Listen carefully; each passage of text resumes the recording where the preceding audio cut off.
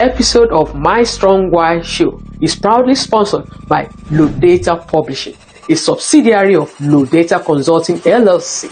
At Low Data, we help high-achieving entrepreneurs, professionals, and faith-driven coaches turn their stories, wisdom, live assignments into best-selling and six-figure legacy book.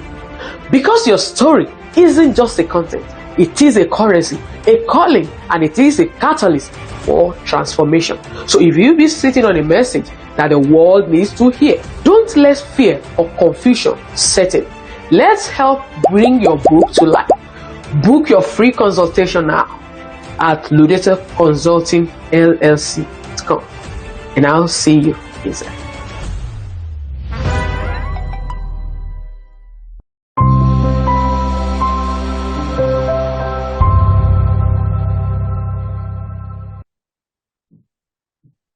Have been interestingly spotlighting great achievers and great minds for this My Strong Why Show. And today happened to be one of the most amazing guests I've been looking forward to speak to. And I'm so happy and so pumped up to have today with me somebody short. There is nothing I can say that can fill the word, a better word that can put in to say she's just simply amazing. And today, I'm going to be profiling a life that has totally decided to be a blessing to humanity. And without wasting your time, let me just introduce who I have today with me in the house. I want you to imagine for a moment a physician who seamlessly moved from examining patients to leading humanitarian mission across the globe, advising diaspora in policy advocacy. Dr. Toyin Opesanmi, as fondly called Dr. O, is that person. She is a family physician, an HIV and addiction specialist. She is on a mission internationally through her foundation, the Global Vision Foundation, to see to how she can integrate health, faith into community through a cutting-edge telemedicine to tackle opioid addiction and to help people transform their life with policies and practice that can inspire and align everyone into their purpose. Today, we will be uncovering the why behind our mission, behind what she does to heal both bodies and community. And so, Dr. Toyin Opesanmi, you are welcome to My Strong Why Show. And how are you doing today, ma'am? Thank you so very much. I am honored to be here, and thank you for all you do for humanity. I appreciate you. Thank you. I'm doing very well today. Yeah, finally. I know how it feels like being on your neck. I know how busy you can be, and I must strictly admire that the fact that you're able to get out of your busy schedule to give me this few opportunities to share with you and our audience about the great things you are doing in our community. I'm so pumped. So let's get into this, right? Even though I've read a little bit about your bio, I would like you to just introduce yourself to our people and who is Dr. O, and a little about your background into your journey to medicine. That will probably take the whole interview then. I am Toyin Amazing. Opesanmi. Yes, I'm a family practitioner. I treat HIV and I treat addictions, opiate addiction, cocaine, alcohol. When we talk about addiction, though, people usually think about those drugs. Addiction spans a whole spectrum. There's addiction to food, which I treat also, to exercise. I've had people addicted to exercise, and the list goes on. Balancing one's life is what is important, and I praise God for the opportunity to be in this space where I can help people just, go through this and get over such addictions. So how did I get into medicine? It started at a very young age. For as long as I remember, I have always wanted to be a physician. When girls my age then were given toys, baby dolls, and all for toys. I remembered because I wanted to be a doctor. My parents bought me, you know, these medical sets that have stethoscope, band-aids, and um, syringes and stuff like that. And I would pretend treating people, listening to their Oh heartbeats. my God. Interesting. That was my childhood. And then my grandfather, who was an epitome of excellent health, amazing man, um, just a man full of that was full of life and was just a blessing to every single one of us. The whole family at large had a stroke. I found him and he was just weeping. He was Mm, paralyzed from one side down, um, could not articulate what he wanted to say, mm, and I yelled, screamed for help, and that started a journey. He mm, never recovered, and I remembered our family physician, the Dr. Ademiluyi, came to the house and was crying. The mm, man of honor, Dr. Ademiluyi, was in mm, tears, and he said that what happened should not have happened. If he had only taken time to check his blood pressure all the time he had been coming to the house, mm, visit to treat one of us, but Papa was never ill that I knew of. mm, So blood pressure was never checked. So nobody knew he had high blood pressure that caused his stroke. That was a very preventable thing. I was a teenager, but that struck me. And I vowed to not let that happen around me. Another incident included Dr. Demiloye again when my uncle, who was then, an alcoholic, developed liver problems. And I remember that he had to go through surgery. Dr. Demiloye just came from Britain then. He is British trained. And he was the head of surgery, I think, at university teaching hospital there in Lagos.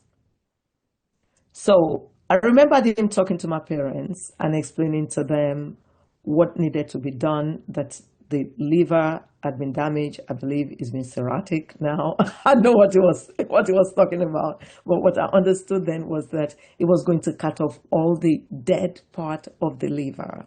Every part that was damaged, he will cut it out, that there's still enough that will grow back and that he'll be fine. And we were at the hospital. We didn't leave. I stayed with my parents. And again, my uncle thrived, lived, I think like 25 years after, or something like wow. that, maybe more. Mm, And that was another thing that solidified my desire mm, to be a physician. mm. Wow. So, so, so passionate. Thank you for telling us and taking us on that journey. I can just imagine how life can just happen, and most of the time we just want to blame everything around us. Except for now that we know better, there are some things that we could avoid, just like you rightly said, that if we pay attention close enough, our body is actually talking to us. And the more we're able to listen and begin to pick the signal of how our body operates, there are certain things we'll be able to detect at the very initial stage, such that they won't get to grow up to something that will be life-claiming, threatening or life-threatening. Thank you for sharing. I know it is not an easy thing because I can relate to when I was also looking forward to becoming what I'm going to study. And I remember being treated by a physiotherapist sometimes when I had a short, fracture of my right leg. And simply put, that picture did not leave my memory. I remember going into the physiotherapy unit every week, going to exercise the leg. And then I said, when I grow up, I'm going to be a physiotherapist. But don't ask me what eventually happened because today it's all about you. Can you tell us what it means to be a medical doctor here in the United States? Because I know you study here and I know it is by far not something that you can just, oh, it was just a ride in the park. And I want you to share with us the journey and what are the lessons and how it has really been and what you want to tell us that we can learn from. And even if we have young adults who are also trying to find their feet in life, what will be your own utmost and most truthful advice for them in that journey? Well, the first thing I'll say is we should never give up on our dreams. Mm, That anything and everything is attainable mm, with faith in God and hard work. mm, The United States of America is a unique country. mm, It's a country different from any other. And I feel blessed mm, to be here. It's a country where dreams come true. mm, It's a country where opportunities are accorded at any age, which is something that, for instance, in our country, in Nigeria, in African countries, all other places that I've seen, when you get to a certain age, it's like a no-no to do certain things. mm, Not in the United States. If you dream mm, and you work at it, mm, you would achieve that dream. mm, My journey took me from Nigeria to do A levels in London when I was denied the admission I was given in Nigeria to study medicine. mm, I gained admission to read medicine, and my mom took me the day we were supposed to, you know, get on campus, get situated, and all of that. And I was told that my name was not on the list. So my mom presented the letter. I was sent the letter of admission, and they came back mhm, and said, okay, they would admit me for biochemistry. So my mom said, she wants to read medicine, not biochemistry. There's a difference. So then my mom at that point introduced herself. Then they went back. But before they came back with their decision, my mom grabbed my arm, dragged me to the car, practically dragged me to the car and wow. said, uh, you can't come here. Mm, She decided that if I was to go there, if they come back and offered me the rightful place they had given me before, mm, that they may make my life miserable. So mm, my parents decided to send me to Britain for mm, science, wow. which I did. From there, I went back to Nigeria. I got admission to study medicine in Russia, in Moscow. Mm, For medicine there is 7 years, and I got full scholarship with stipends every month, and I went wow. there. I happened to then be the number one student of the 100 class, and so Wow. six of us were separated from the 100 class. Remember, I've done A-level sciences, Mm, so I scored no. 100% in biology, 100% in chemistry, Oh my God. 99% in physics, which I was mad at myself at that time. That why was I scoring What is 99%? it? So Like, I know, six right? of, Mm, six of us were separated in a separate class for rapid um, language mm, class and the foundation to mm, start the first year of medicine. The first year went very well. I still was number one in the class, but I didn't like it. There were certain aspects that I didn't like. The major one was the fact that 6 months into my stay in Moscow, I didn't get any more letters from anywhere. My parents, I was dating my husband then before I went to Moscow. I was dating him actually before I went to London. And I didn't get letters from anyone, no my siblings, nobody anymore. And I was homesick. I didn't like that. In Britain, I was getting letters. My mother would come visit me like every 3, 6 months. And in Moscow, nobody came, nothing from home, and there were other things. So in those days, you had to get a visa to get in and a visa to get out. Getting a visa to get out at the end of the year was like pulling teeth. Mm. But I was able to eventually get it after different meetings, and stuff like that. And I left and decided not to come back or not to go back. So I ended up in Munich, Germany, studying German language to go to medical school. And there I met Mary Beth Weber, who I'm still looking for, and I hope somewhere, some way I can find her. She was from Minnesota. She was in my Goethe Institute or the Goethe Institute learning German language like me, and we became very close. I had an apartment. I wasn't living in the dorm, so they would come on the weekends Mm. to come cook. We ate together. There was a Chinese friend we had. He loved to cook. Yeah. We would travel to Spain, um, to Italy, uh, Paris on the weekends, you Mm. know.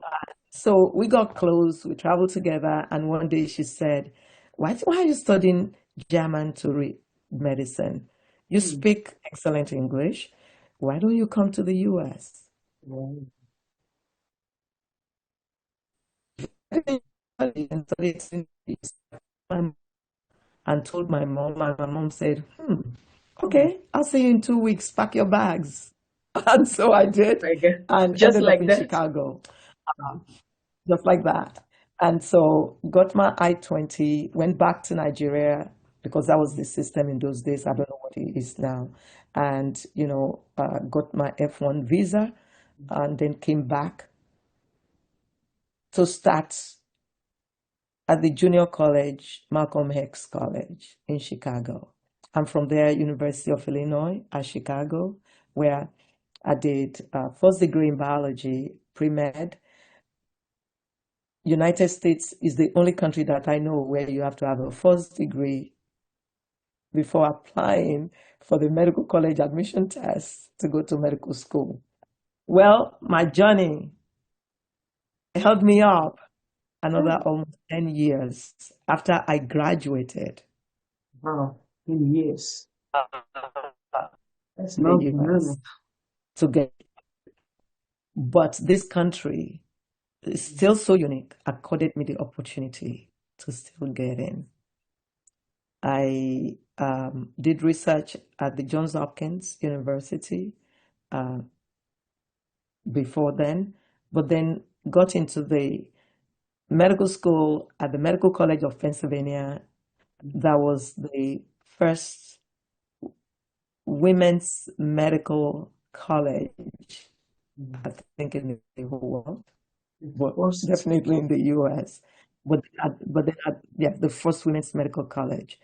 But then I then become Medical College of Pennsylvania Mm. when I went to medical school there. It is Mm. now Drexel. It has Mm. changed hands. Became MCP Hanneman, Allegheny, back to Mm. MCP Hanneman, and Drexel. Wow. That's So good. that was my medical journey. Wow. It was all Wow. God. Wow. Wow. Thank you for sharing that, man. I And it can was just still that imagine. dynamic. It was, Say that again. go ahead. I was going to, it was still that determination. It was Mm. the only thing I wanted to do, what I wanted to do. And that gave me I Mm. think, the fortress to just Wow. persist.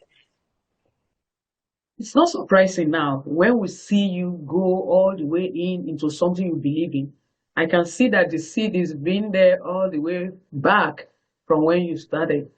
And this is very instructive, especially when you look at the world we live now, when people just at the face of the first failure or the first not getting it, and people just want to, oh, this is not for me. I'm not going good. I'm not good.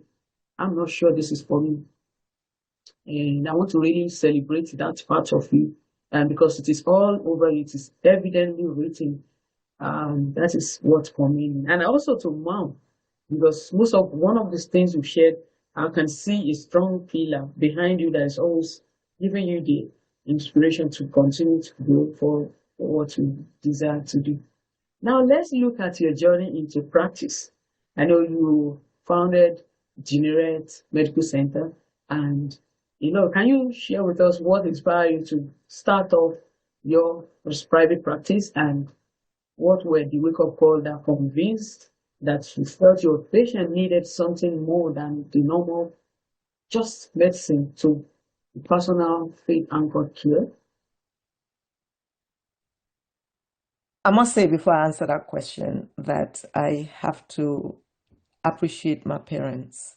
Mm, I have the best parents on the face of the planet. Um, my mm, father hated traveling, and it's why you hear me say my mom, my mom. I was my mom's pantalon. I was the one that traveled her all over the world. She loved traveling, and my mm, father would not inhibit her. But both of them were not your typical Nigerian parents. They were just parents, or some parents. Uh, they they gave me the foundation, mm, the pillar I needed mm, to grow and to thrive. And apart from God, it was my parents, and I'm mm, grateful for them. So, to mm. answer your question, For the uh, I was experience. actually chief of medicine at Parkwest Health Systems in Mm, Baltimore, and I was blessed to be there because my heart is to bridge health disparities, mm, to make sure that everyone has the opportunity to have excellent health, and it's very attainable because without health, mm, you can't do anything else. mm, Just if somebody has a headache, they will not be able to work, they will not be able to do anything. mm, mm. So Exactly. the opportunity accorded me to be chief of the internal medicine segment of Parkwest Health System was part of growth, was part of foundation, Mhm, was where I was able to get exposed to the real need mm, in health sector. mm, Before then, I worked at Jai Medical, where the owner, Dr. Sinarain, called me one day mhm, in the heart of HIV when um, people were dying en masse wow, from AIDS at that time. Most of the people that diagnosed would come in with full-blown AIDS at that time. mm, Thank mm, God that has changed. He called me into his office one day and said, of I think we have about 10 physicians that he felt I was the smartest and hardest working, what have you, he said, and said he wanted me to certify as an HIV specialist. mm, That was when the um, American Academy of HIV Medicine just started to credential or just to certify, I would say, primary care physicians, internists, so, and other specialties who may be interested in treating HIV. You know that medicine is a different language from English. yeah, right. And Right. HIV medicine is also a different language. Mm, So to say, that's how I can explain it. mm, So at that time, I'm actually ashamed to say now mm, that I was petrified of HIV. mm, When I diagnosed somebody of HIV, then I quickly refer them to an infectious disease mm, doctor. mm, I didn't want to have anything to do with HIV Mm. at that time. And then my boss called me in to tell me that he wants me to get certified to be the HIV specialist in the system. And he didn't only do that, he gave me 2 volumes of books that he Wow. already purchased to prepare me for the exam that was going to take place in 2 weeks from Oh then. my God. Just 2 weeks? I'm a Nigerian woman, remember? And Small. when your boss says you jump, Mm. we don't argue with our elders. As the Just boss simply says, obey. what we do, you simply obey. I said, Mm. yes, sir. Took the Wow. books, continued my work. But at the end of the day, when I got into my car, I wept like a baby. I cried all the way home. Mm. Got home, my husband, who was an evangelist, was home. Thank God that day. I was like, what's wrong? I told him what happened. I said, he wants me to be an HIV specialist. HIV. I don't want to treat HIV. And it's a different language. What do I know about HIV? Mm. He calmed me down and he said he would study with me. We Mm. studied together over the next 2 weeks, which was very helpful, and took the exam. We both got certified. I passed the exam, Oh he my passed, he God. passed. And we got, so I became an HIV specialist and then Awesome. started treating and then realized that, wait a minute, these are human beings like me. Mm. These are Wow. human beings like us. This is another disease entity that we really need to curb. Mm. I then became an advocate, Wow. and life Mm. happened. I became chief of medicine at ProQuest Health Systems, Mm. and there I was more exposed than I was agile. I can tell you, I believe every step in my life the Lord had mapped. It's all God Almighty. I give Him all the honor and all the glory. Um,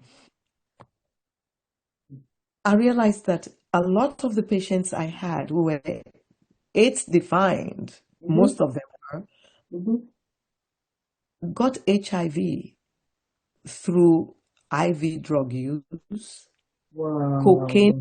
sniffing, Oh my God. sniffing cocaine.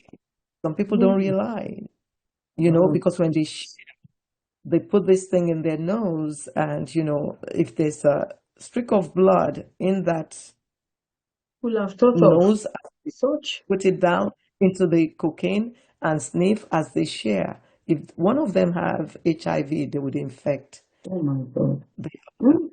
So it created the need now to get people off Mm. drugs so that they Wow. can adhere to the Mm. HIV. That was what got me into addictions treatment. In those days, we had to then certify as a buprenorphine prescriber to have a special BX number attached to the DAA number in order to prescribe buprenorphine that is a godsend Wow. to, to get people off opiate and to maintain them if Mm. needed. So, a brand certified. So, this thing I've said I don't want to touch because that's another area. I didn't want to deal with addictions. Mm. The Lord has brought me to it. Another thing I didn't want to deal with was mental health. I had Mm. no choice. I'm a primary care physician, a family practitioner, so I'm a gatekeeper. Yeah. Patients come to me first, and and I treat them. It is when I see that this issue is above me that I then refer them to specialists Mm. to go the next step. Mm. So I end up having to now treat mental health to further stabilize my patient Let's so that they will be able to function and be able to take care of other aspects of their lives. most of my patients then, after they stabilized and we're still trying to get them into psych, refuse to go to psych. So I end up doing all of that. And I'm grateful to God that my choice in medicine was family medicine, that has accorded me the opportunity to be able to, treat diverse things and fulfill something in me that a lot of people may not know, is that doing things routine is not what I like. I like surprises. I like not knowing what is coming and then deal with it and fix it. Family medicine accorded me that because you don't know who will walk in. It's like emergency medicine. You don't know what's coming in. You don't know what's coming in. Absolutely. So the same thing in family medicine, and I just love it. So I'm grateful. Wow. I've just imagined Your what we question, could have. Go ahead. your next question was how I got into private practice. Yes, ma'am. And I think I had to give you the background to help you understand this. I'm going to tell the truth and the whole truth because that's all I do in my life. I don't do otherwise. The Lord expressly told me to start private practice in the time when it didn't make sense. A disaster just happened in our family. I was going through one of the worst times in my life. And the Lord kept telling me, start private practice. And I'll say, Father, not now.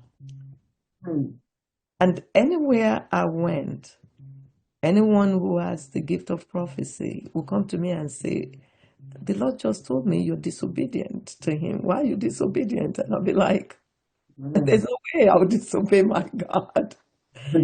But pray, nudging me back into private practice. It's a testimony in itself. And I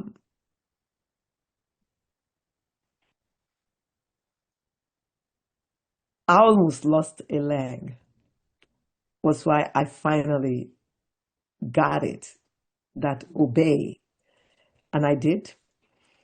I incorporated Gennesaret Medical Center, which one of my sons gave me the name because I didn't even know what to name it. He said, Mom, that was my first son. He said, Mom, name it Gennesaret. I'm like, what is Gennesaret? He said, you don't know what it is? What's that? It's by the yes. By the So I incorporated Gennesaret Medical Center without a plan. Wait a minute. You said Gennesaret is the same thing as beside the stream. Is that what you said, man? By the river of Galilee is the place of healing, the place of riches. Wow, you're taking us back memory lane, Bible lane. Great. I think I will go and do my further research to remind myself of that. Wow, that is profound. Yeah. Gennesaret Medical Center was started without a plan, without a place to practice. I just said, Lord, I'm in obedience. It's a longer story, but shortened it. That was how I started private practice. It was in obedience to the Lord. Episode of My Strong Why Show is proudly sponsored by Low Data Publishing, a subsidiary of Low Data Consulting LLC.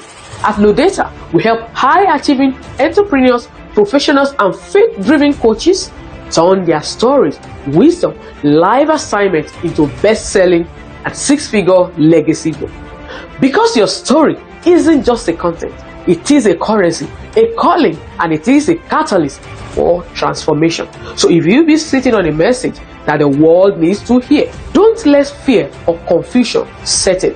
Let's help bring your book to life. Book your free consultation now at lodataconsultingllc.com, and I'll see you inside.